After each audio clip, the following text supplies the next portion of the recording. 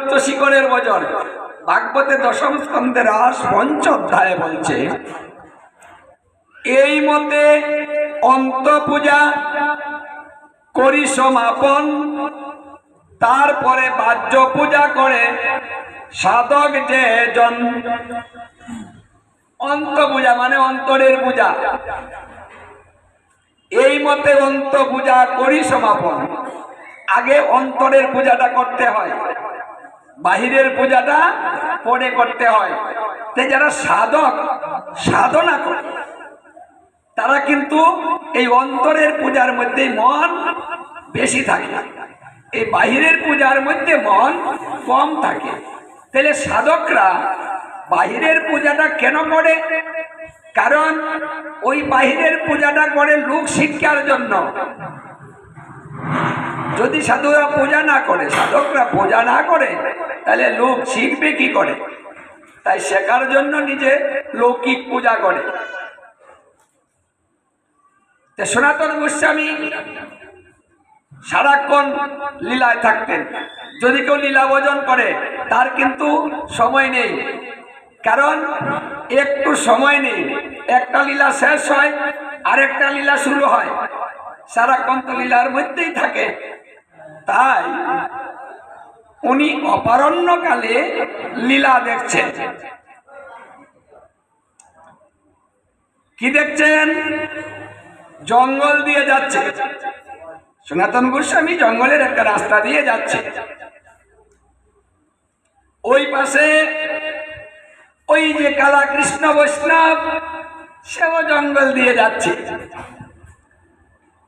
দুই পাশে দুজন, কিন্তু সনাতন গোস্বামী ওই কালা কৃষ্ণ বৈষ্ণবকে দেখেন, তিনি লীলা দেখছেন। রাধারানী বলছে, হে প্রাণবল্লভ, আজকে না আমার মনে একটা স্বাদ হয়েছে। স্বাদটা হলো যে আমি একটু দোলায় চড়তে চাই। দোলা তো চিনেন? দুলন, হ্যাঁ, ধাক্কা দিতে হয় না? ধাক্কা দিতে হয়, হ্যাঁ চিনেন। আমি দোলায় চড়বো, ওটা আমার খুব ইচ্ছে। তুমি আমাকে দোলায় চড়াবে? কৃষ্ণ বলছে, হ্যাঁ চড়াবো, চলো তোমাকে আমি দোলায় চড়াই। তোমার ইচ্ছে যা, তোমার ইচ্ছা আমি পূরণ করবো। শ্রীকৃষ্ণ রাধারানীকে ধরে দোলায় বসিয়ে দিলেন। রাধারানী বলছে, তুমি পিছনে দাঁড়াও, দাঁড়িয়ে না আমাকে ধাক্কা দাও, নাহলে দুলবো কি করে? তুমি ধাক্কা দাও। ভগবান শ্রীকৃষ্ণ পিছনে দাঁড়ালেন, দাঁড়িয়ে পিছন থেকে ধাক্কা দিচ্ছে। তো ধাক্কা দিলেই তো ঝুলে, হ্যাঁ, বাহ ঝুলছে না গো, দুলা ঝুলছে। সনাতন গোস্বামী ওই লীলাটা দেখছে যে কৃষ্ণ ধাক্কা দিয়ে দিয়ে রাধারানীকে ঝুলাচ্ছে। ওটা দেখে মুচকি মুচকি হাসতেছে।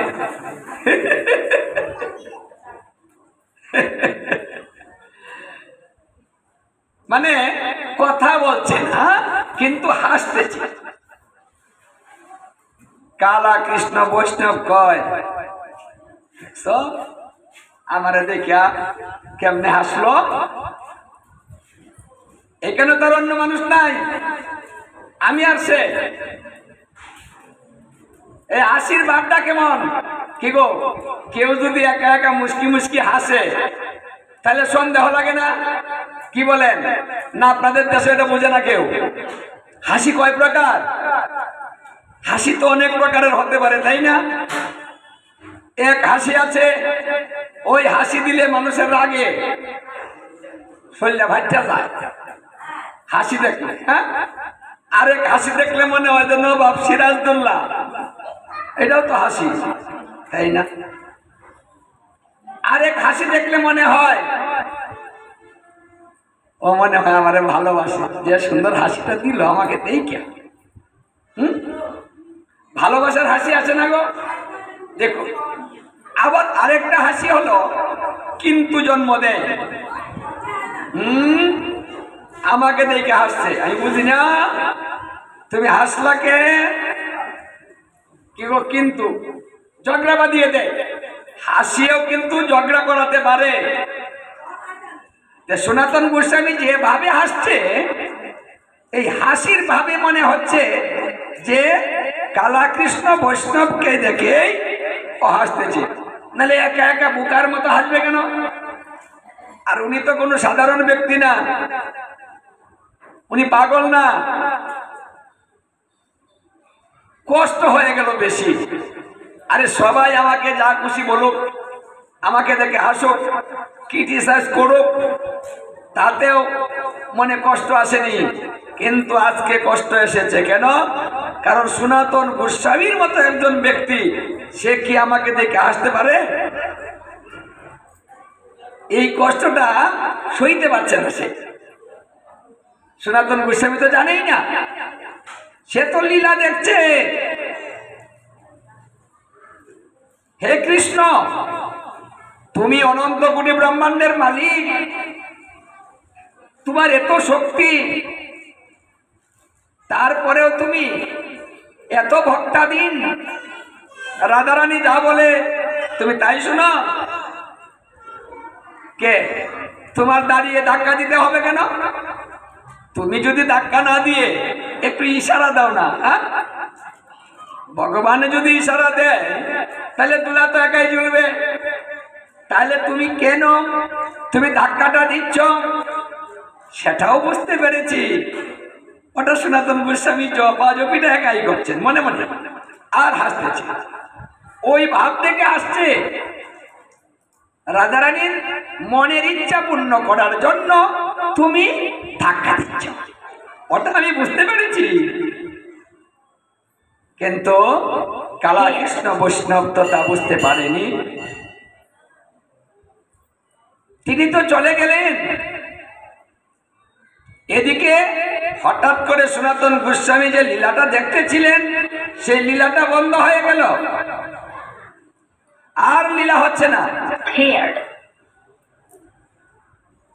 সনাতন গোস্বামী বলছে, ব্যাপারটা কি? লীলাটা বন্ধ হয়ে গেল কেন?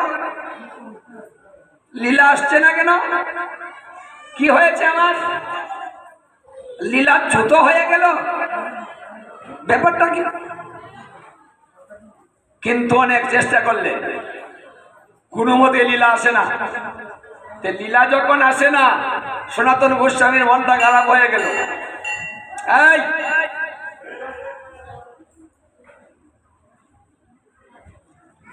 মনটা খুব খারাপ হয়ে গেল, আমার লীলাটা আসছে না কেন? অপরাধটা কোথায় আমার? আমি কি করলাম? ভজন নষ্ট হলো কেন? কারো যদি ভজন নষ্ট হয়, দুঃখ কষ্টে পড়ে যায়, দুর্দশাগ্রস্ত হয়, তাহলে বুঝতে হবে তার অপরাধ হয়েছে। আমরা দুর্দশাগ্রস্ত যে হই, জ্বালা যন্ত্রণায় জ্বলি, সেটা কিন্তু আমাদের কর্মফল, অপরাধের ফল। কোনো না কোনো ভাবে আমরা অপরাধ করি, তার ফলস্বরূপ আমরা জ্বালা যন্ত্রণাও ভোগ করি। সনাতন গোস্বামী চিন্তা করছেন, অপরাধটা কোথায় করলাম? কেন ভজনটা নষ্ট হলো? কিন্তু কুল কিনারা নেই, মনটা বিষণ্ণ হয়ে গেল। একটা গাছের নিচে উনি বসে বললেন, তার মনটাই নষ্ট হয়ে গেল। এমন হলো কেন? গাছের মধ্যে হেলান দিয়ে বসলেন। বসে চিন্তা করতে করতে করতে করতে তার তন্দ্রার ভাব এসেছে। বেশি চিন্তা করলে কিন্তু দেখবেন একটা তন্দ্রা তন্দ্রা ভাব আসে।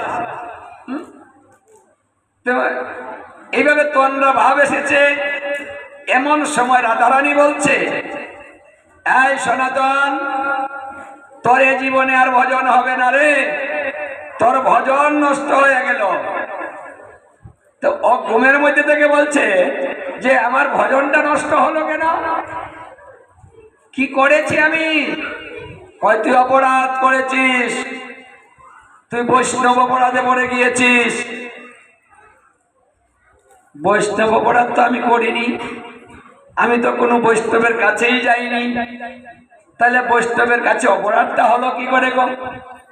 হ্যাঁ, বলছে করেছিস, তুই জানিস না কিভাবে করেছিস, না জেনে করেছিস। কারণ তুই লীলা দেখবি, ভালো কথা দেখ, তুই হাসবি কে? হাসলি কে? এই হাসাই তোর অপরাধ হয়েছে। বলছে কেন প্রভু, কি গোড়া দাঁড়ানি? আমি ভজন করব, হাসবো, কাঁদবো, নাচবো, গাইবো, যা খুশি তাই তো করতে পারি। দেখুন যারা ভজন করে তারা কিন্তু হাসে, হ্যাঁ, আবার দেখবেন কিছু সময় পরে নিজেই একা একাই কাঁদছে। আবার গিয়ে দেখেন কীর্তন করতেছে, হাততালি দিয়ে নৃত্য করে। এটা হলো ভক্তের এমন একটা স্বভাব হয়। তাতে অপরাধ হবে কেন? বলছে কেন হয়েছে জানো? আরে তোমার হাসি দেখে বৈষ্ণবে কষ্ট পেয়েছে, তাই তো তোমার অপরাধ হয়েছে। কোন বৈষ্ণব আবার কষ্ট পেল গো? শুন, ভজন করতে হয় চুপচাপ, যেন কেউ কিছু বুঝে না। দেখেছেন, ভজন করতে হয় চুপচাপ, জিনিস পাইলেও কাউকে বুঝতে দিতে নাই আমি পেয়েছি, ওটা ভিতরে রাখতে হয়, বাহিরে নয়। আপন ভজন কথা বলিও না যথা তথা, নিজে নিজে হইয়া সাবধান। বলছে নিজের ভজনের তত্ত্বটা, কথাটা কারো কাছে জানাতে নেই, কেউ যেন বুঝে না, ওটা একা একাই করতে হয়। আর তুমি হেসে দিয়ে অপরাধ করে দিলে। হাসতে গেলে কেন? কালা কৃষ্ণ বৈষ্ণব তোমার হাসিতে কষ্ট পেয়েছে, তাই তোমার অপরাধ হয়েছে। বলছে আমার তাহলে এই অপরাধ থেকে মুক্তির উপায়, অপরাধ থেকে মুক্তির উপায় একটা আছে, সেটা হলো বৈষ্ণব যদি তোমাকে ক্ষমা করে দেয় তাহলে তোমার ক্ষমা হয়ে যাবে। আর যদি বৈষ্ণব তোমাকে ক্ষমা না করে তাহলে কোনোদিন তুমি ক্ষমা লাভ করতে পারিবে না, এমনকি আমিও না, আমার কৃষ্ণ, তোমার ক্ষমা কোনোদিন হবে না। অপরাধ যেখানে হবে ক্ষমাটা সেখানেই চাইতে হবে, তিনি ক্ষমা করার মালিক, অন্য না।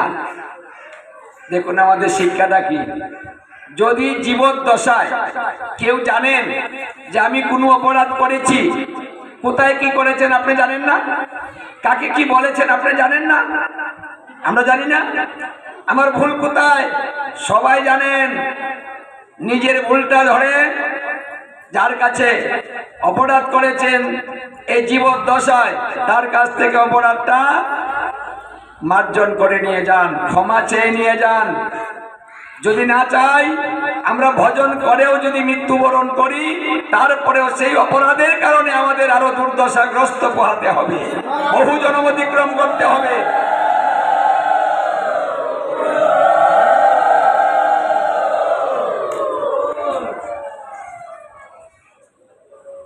এই কথা বলে রাধারানী চলে গেলেন। সনাতন গোস্বামীর মাথায় এখন ঢুকলো, হঠাৎ করে তার ঘুমটা যে তোমরা ভাবছিল সেটা গেল, চলে গেল। বলছে আমার অপরাধ হয়েছে, তাহলে বৈষ্ণবের কাছে যেতে হবে। ওই কালা কৃষ্ণ বৈষ্ণবের কাছে গিয়ে তিনি ক্ষমা চেয়েছেন। দয়াল বৈষ্ণব, বড় উপকারী বৈষ্ণব,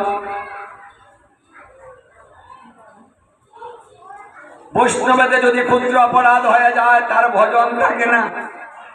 আপনার কাছে আমার অপরাধের কারণে আমার ভজন নষ্ট হয়ে গিয়েছে। আমি আপনাকে দেখে হাসিনি, আমি হেসেছি লীলা দেখে। আমি লীলাতে ছিলাম, কৃষ্ণ ধাক্কা দেয়, ওটা দেখে আমি হেসেছি, তোমাকে দেখে নয়। আর তুমি বলেছ আমি তোমাকে দেখে হেসেছি, ওটা ভেবে কষ্ট পেয়েছ, আর আমার অপরাধ হয়ে গেল, ভজন নষ্ট হয়ে গেল, তুমি আমাকে ক্ষমা করে দাও। এখন কালাকৃষ্ণ বৈষ্ণব বুঝতে পারলেন ও তো আমাকে দেখে হাসিনি, লীলা দেখে হেসেছে, তাহলে ওনার তো কোনো অপরাধ নেই।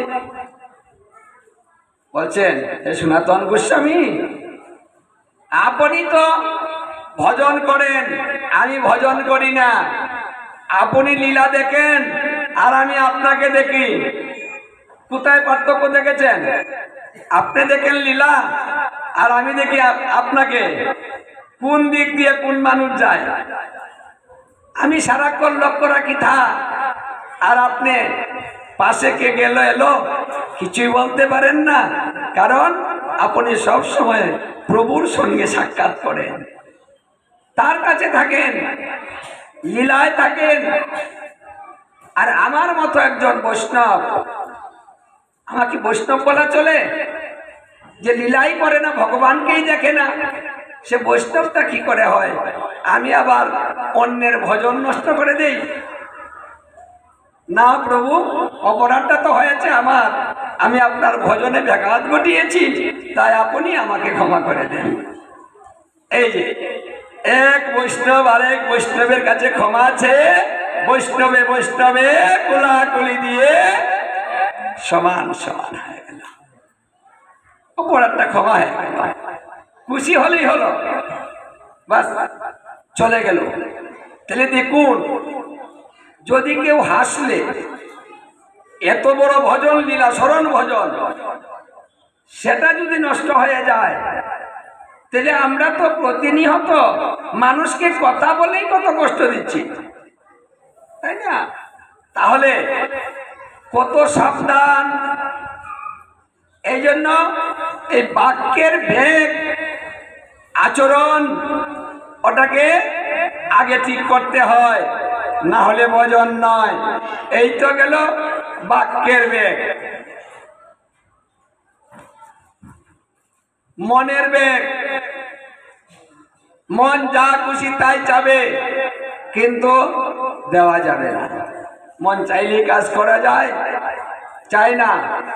তাই এই মনের বেগকে যিনি থামাতে পারেন, তিনি সাধন ভজনে অগ্রগতি লাভ করতে পারেন। কারণ মন মনোভাব, মনটা হলো আমাদের রাজা। এই দেহের মধ্যে যে ইন্দ্রিয়গুলো আছে না, এই ইন্দ্রিয়ের মধ্যে রাজা হলো মন,